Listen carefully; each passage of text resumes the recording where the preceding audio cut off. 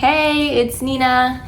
I have been out adventuring and experimenting in the wonderful world and integrating all things human design. So I haven't felt the need to make a video because I have been integrating and just gathering a lot of information and experimenting with a lot of different things about my chart. And so today I'm going to talk specifically about the G Center, more specifically the open G Center, because that is what I have and what I can speak to from my own experience. So I don't believe I've done a video on the G Center yet, so this is going to be really fun. I took some notes because I want to make sure that I hit everything, but I'm going to just allow this to flow, allow my QR-ness, my quad rightness and receptivity to just flow.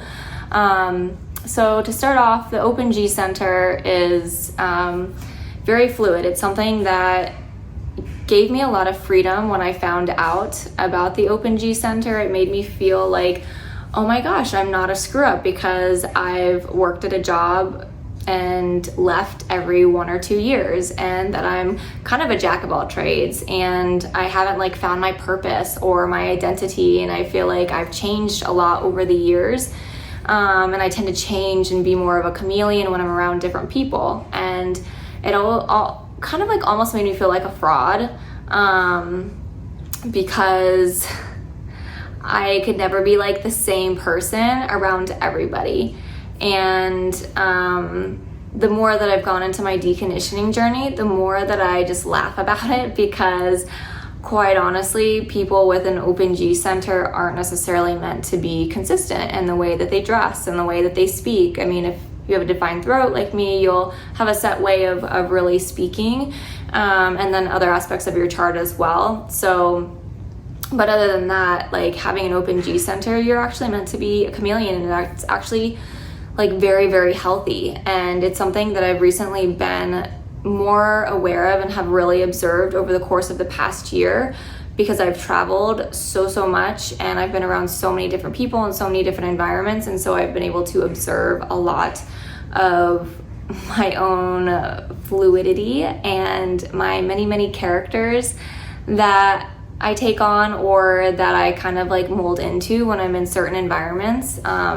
And so I kind of just want to talk about that a little bit and say it's actually really normal, especially when you get really grounded in yourself. And for me personally, doing a lot of, if you want to call it inner work, or just kind of looking at your stuff so that you can get very clear and untangle yourself from what is trauma or not self, and really get to know yourself in a deeper way, then it's easier to be able to be in other environments and actually appreciate and embrace that fluidity of different identities that show up when you're around other people, versus judging yourself or being hard on yourself for not being consistent or the same when you're around everybody else. So I'm going to give a few examples of just the past year and how I have personally been affected by my own environments, and actually the people around me who I know who have defined G Centers. But then there's also the identity of the environment, and then also the collective, which is a whole nother thing. So I've been traveling for the past year. I was in Mexico for almost half of last year, and then I spent quite a few months with my family up north, and I just laugh at how differently I showed up in different environments. So when I was in Mexico, I really I kind of melded to the different cities that I was in. I bought the clothes of the different cities that I was in, so I kind of became a little bit more of a local, and even my eating habits changed based on the city that I was in. And it's almost when I was around certain people, my taste almost changed, and so I would eat different foods that I wouldn't normally eat, and that was really confusing to me at first, because I was oh, I really need to eat this certain way. My digestion is indirect light, so for me, eating lighter during the day and heavier at night has always been tried and true for me. So it doesn't necessarily matter what I eat. It's more so when I eat it, and my environment is also really, really impactful. on how I eat as well, which was something that I was actually very freeing for me to realize as well, because, you know, if you're in different environments, you want to try different foods, and maybe that's like the 35-36 channel that I have. It likes that variety and it likes new experiences, but that's a whole nother story. So I found that when I was in different environments, it was the way that I dressed, even the way that I spoke. Like, there were certain environments that it was easier for me to just speak Spanish in, and there were other environments where I felt like it wasn't as easy. And it just really depended, like, the type of people that I was around, and like if I was around people that were drinking, or they were just kind of like on their own seeking path, I found myself start to dive into that and want to like mold to that and be a part of that group. And I became like this observer during my trip in Mexico, because when I would catch myself kind of getting molded into those groups of people or those people, it was like I would just be like, okay, is this really me? And then I could be honest with myself, does this feel good? And so this was actually really helpful for me, especially connecting with my body and my feeling cognition, about what felt right for me. And also in combination with my emotional authority, I could feel out over time whether something was correct for me. So all of these other parts of my chart came into play as far like with my open G center. So if I was in an environment, I might not feel very good, and something might feel off, or I might not feel like 100%. And because I've spent so much time by myself, especially when I was in those different environments, and I would go home or back to my Airbnb by myself, and I would kind of like decompress from the day and kind of discharge all the energy that I picked up, I knew what was mine, and I was able to begin to really distinguish between like who I was, not necessarily like from an identity perspective but like what my defined centers really brought. So that's my defined head, my ajna, my throat, and my solar plexus. So I knew that there was consistency in those centers, in the way that I communicated, in the way that I spoke, in the way I expressed my emotions. But there are other aspects like sacral energy and root pressure and fears in my spleen. And that's actually another video I want to do about my open spleen, because that has been like such a trip, becoming aware of that open center, and then also my open heart, and then my open G center. So I'm pretty open, and I've never really considered myself a really open person, but the more that I've traveled around, the more I've realized like how important it is to be alone in my own space, and to become much more closer to what is mine and what is not mine, so that when I am around other people, I'm not getting caught up in their stuff as much. So so from like the G center perspective, I just laugh, because I was literally dressing up in clothes that I look back on and I'm like, why the hell was I even dressing like that?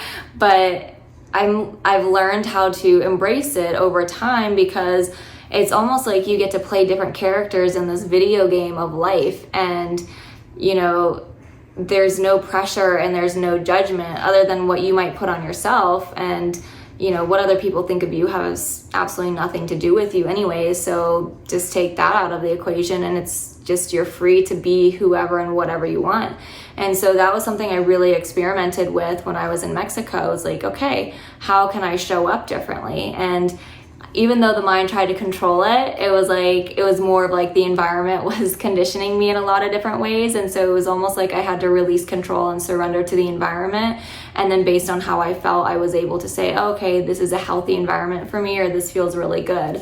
And because honestly, when I went to Mexico, I was considering moving there and living there. And I traveled all around the country to multiple cities, all the way up the Yucatan, and went all the way down to the Chiapas and up to Mexico City, and went to all these different cities, and no place ever really felt like it or like home. And then when I got back to the US, I was like, wow, it was like a sigh of relief. Like, it felt so good to be back in the US. And I've traveled all over the US into most of the states, and the place that has always felt the most like home to me is Florida. And so I came back from Mexico, and I was like, okay, this actually feels really, really good. And I was deciding whether to stay there, and I was like, maybe I'll go back to Mexico, because I was in the process of like in transition and ending relationships. And then I kind of went through like this really major, I don't want to say breakdown, but like spiritual awakening in a sense. And I literally had no choice but to go up to Ohio, and I spent a couple of months with my family and living with them, and like sitting in the depths of a lot of not self and deconditioning coming up for me to look at and kind of untangle and release and let go. And so experiencing multiple deaths. And again, that's for another video, and I'm just starting to do all these videos again. And so I will eventually do a video talking about that, but still kind of sorting through that, because I'm kind of like at the end of that process, or at least like knowing how to deal with a lot of what came up and making sense of it. So when I was up north with family, with my Open G Center, it didn't feel good. And I think that can be a really difficult thing to admit, especially about your family. And I love my family to bits and pieces, but this is what my body was communicating to me the entire time. Well, intuitively, I felt like I needed to be there because I felt like I was guided there to be with family for specific reasons.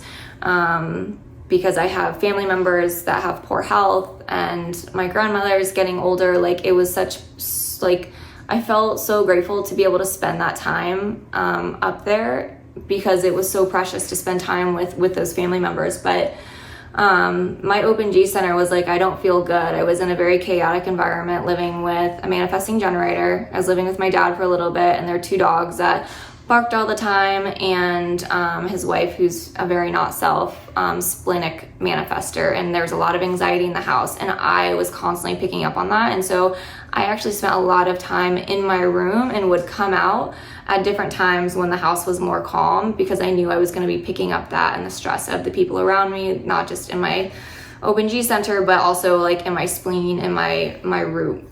And so it didn't feel very good for me to be there, and I tried to force it. I tried to do it as much as I could.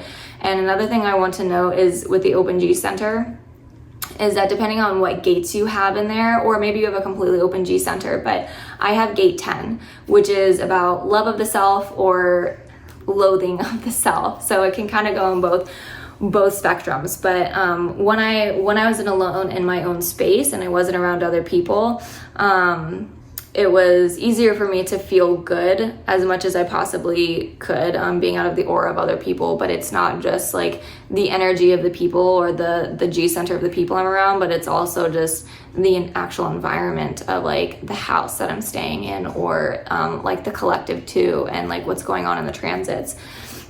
And so that actually activates a lot in my gate 10. And again, just being an observer, not that this is good or bad, but I would go through these extreme highs and lows of seeking and loving myself, but then also really hating myself, and being hyper aware of when that was activated, when I was around certain people, when I was staying at certain places.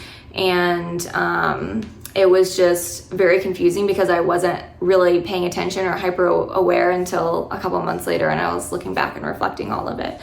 And so I think something that's really difficult when you go through your deconditioning journey with human design is being honest that we don't owe anybody anything, even our family. And that can be like a lot of not self coming from an open heart, where we're like, well, we need to do this because they're our family members and we need to do this. But also taking into account what is your body saying to you? Like, how are you feeling in an environment when you're around different people? And if it's at a detriment to you and your health and how you're feeling, you're not doing anybody a favor. And I think as the collective and as we all shift into more like stepping into our truths and being sovereign beings, that it can come off as like being an asshole, but I really feel like when you're selfish, then it actually benefits everyone in the long run, because you're actually teaching people how to treat you correctly.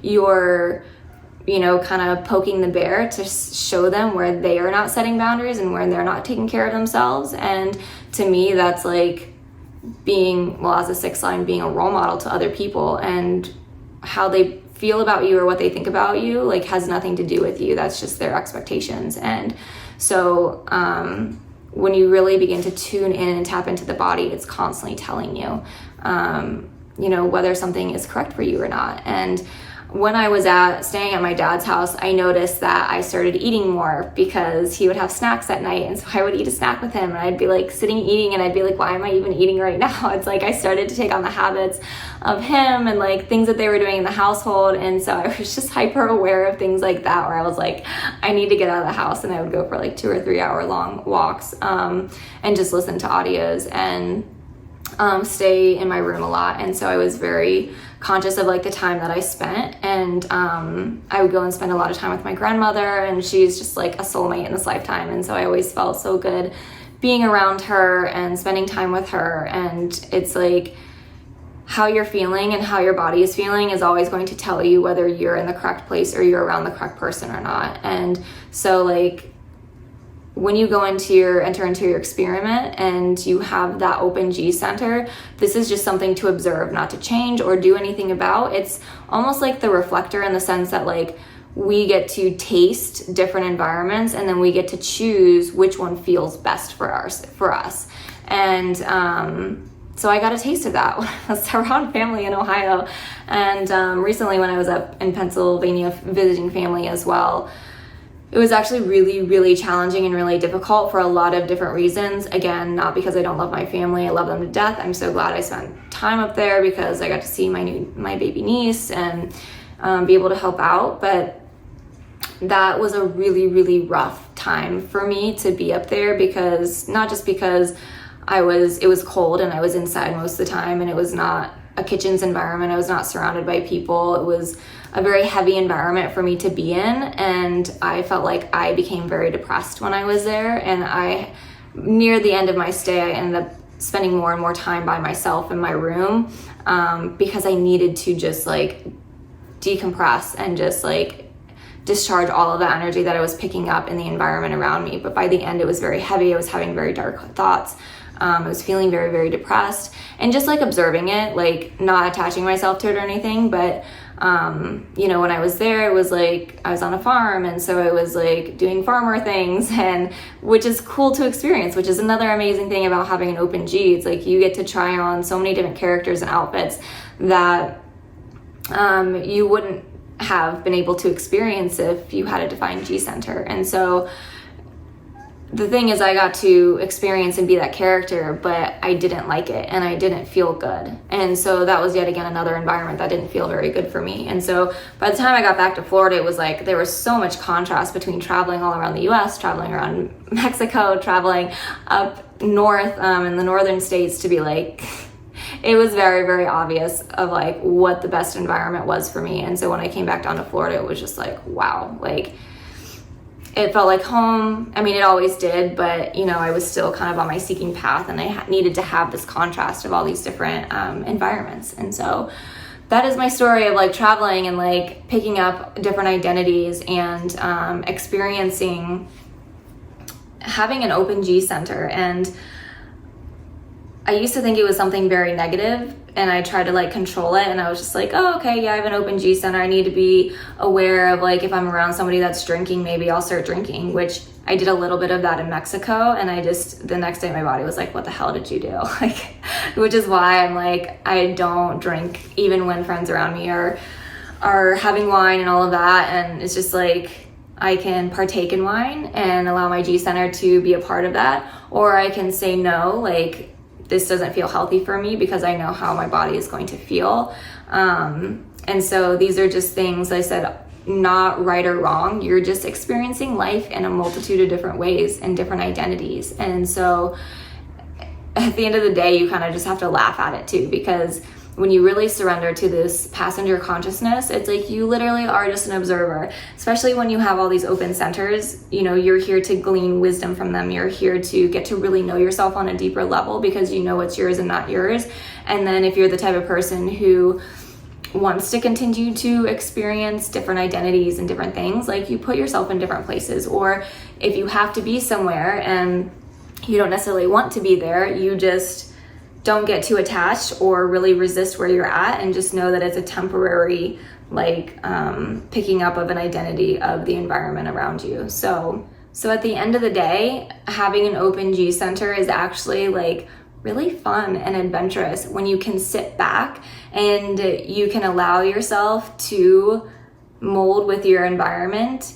And if it ends up being like a really, really unhealthy environment, you know you can pull yourself from that. But really at the end of the day, you can be a part of that environment and just know that it's temporary, and you can just enjoy the taste of the identity or the character that you're taking on from your environment.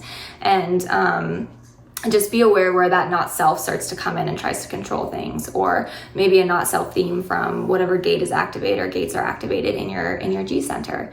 If you have an open G center, I would love to hear what your experiences have been like as an open G center, how you've embraced it, how you've resisted it, what your experiences are with your different gates, because everyone experiences it a little bit differently. And I'm definitely finding a little bit more peace and comfort and actually enjoyment and where,